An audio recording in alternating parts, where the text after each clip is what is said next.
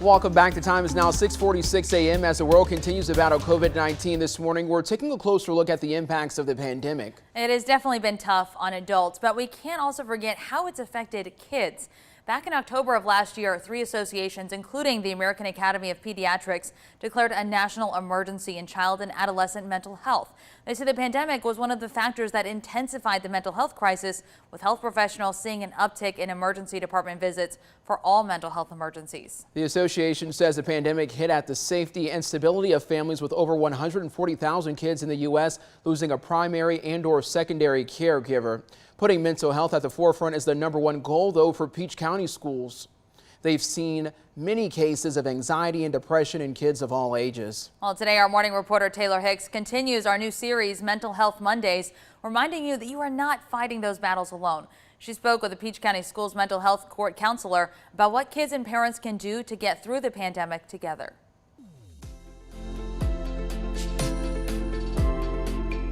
It was very overwhelming because it went from like 0 to 100 real quick, like overnight. That's how 10th grader Laney Hamilton sums up the pandemic. Like we were going to school every single day, and then all of a sudden we weren't going at all, and it was all online.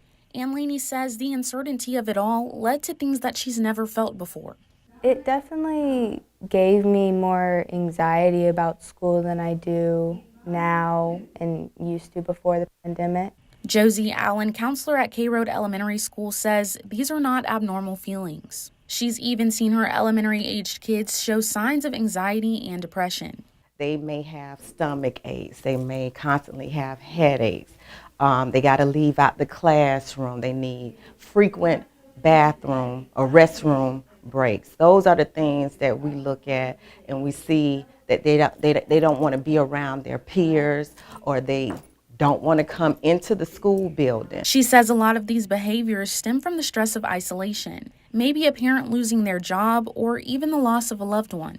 Our little kids have big problems, and I try to come in and assist them with understanding how they can cope with those issues. Kevin Johnson, mental health counselor of the district, has some suggestions. One, support society as a whole. Parents, school systems, community, we must demonstrate and model that mental health is important.